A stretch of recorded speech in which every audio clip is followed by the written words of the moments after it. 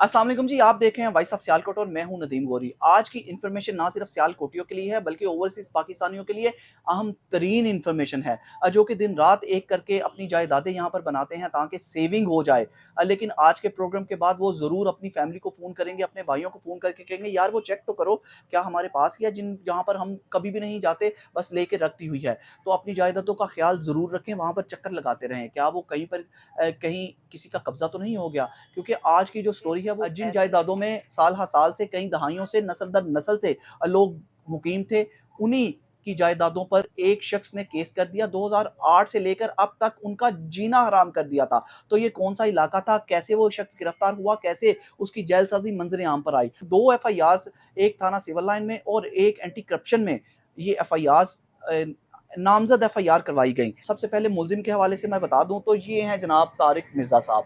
तारिक मिर्जा और इनके साथी ही जो एफआईआर में नामजद किए गए उनमें मोहम्मद सदीक और मोहम्मद रफीक भी एंटी करप्शन की एफआईआर में इनका भी नाम आता है। और इनका तरीका वारदात क्या था, इनको किसने गिरफ्तार किया, गिरफ्तार करने की जुर्रत की CO anti corruption Malak Nadeem Munawwar ने।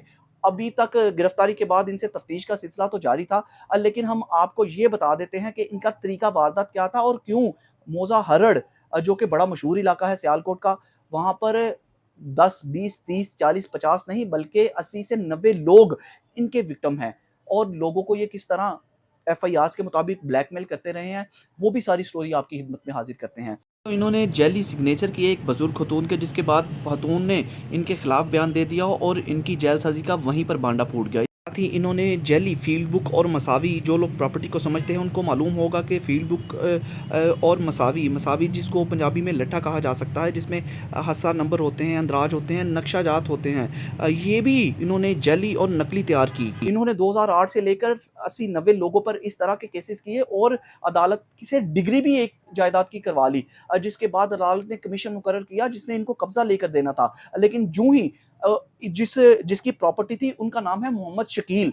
शकील नामी शख्स इंग्लैंड में मुकीम थे, उनको पता चला यार हमारी पाकिस्तान में ये प्रॉपर्टी है, वो हमारा ये हाल किया जाए, वो फौरी पाकिस्तान का रुख किया। बेचारे सब कुछ छोड़ छाड़ के यहाँ पर आए, कितने साल यहाँ पर खबार होते रहे।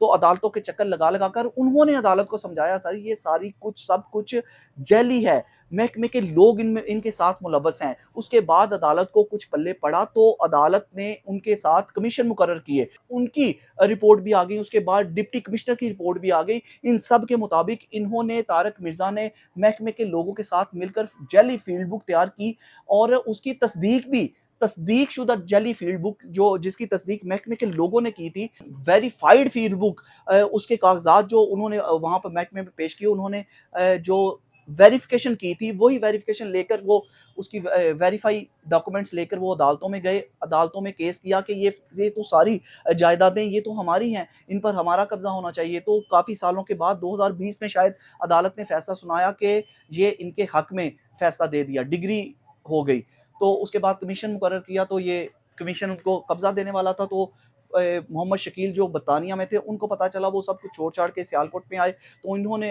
अदालत को जाके बताया। उसके बाद इनकी सुनवाई हुई और इनकी सुनवाई के बाद अदालत ने कमीशन मुकर्रर किया। दो तहसीलदारों ने भी ये इंफॉर्मेशन दी, अपनी रिपोर्ट पेश की, जबकि उसके बाद असिस्टेंट कमिश्नर भी इस पर वेरिफिकेशन की, सारा जांच पड़ताल की, जिसके बाद उनके जो पेश करदा डॉक्यूमेंट्स थे वो जैली डॉक्यूमेंट्स थे जिनकी वेरिफिकेशन महकमा कर चुका था, महकमे के अफसरान कर चुके थे। उनको उन्होंने कहा ये गलत है, ये जैली है, ये नकली है। उसके बाद अदालत ने अपना फैसला सुनाया और इनके खिलाफ कानूनी कार्रवाई का हक भी दिया। जो मुद्दई थे इस मुकदमा के, उनको कानूनी कार्रवाई का इन लोगों के नौसरबाजों के खिलाफ हक भी दिया कि इनके खिलाफ कार्रवाई, कानूनी कार्रवाई की जाए। उसके बाद इन्होंने डिप्टी कमिश्नर को भी जो दरखास्त दी थी, डिप्टी कमिश्नर ने भी इसकी वेरिफिकेशन जो करवाई, उनकी रिपोर्ट के मुताबिक भी ये सारे डॉक्यूमेंट्स जाली थे। फिर उसके बाद अखबार में इश्तिहार लगाया गया कि ये फील्ड बुक 1912 और 13 के जो रिकॉर्ड है ये तो महकमे के पास मौजूद ही नहीं है, 2008 से पहले ये महकमे के पास मौजूद ही नहीं था। तो ये लोग उस वक्त का रिकॉर्ड लेकर अदालतों में पेश हो रहे हैं, लोगों पर झूठे मुकदमात किए जा रहे हैं कि ये सारी जायदादें हमारी हैं।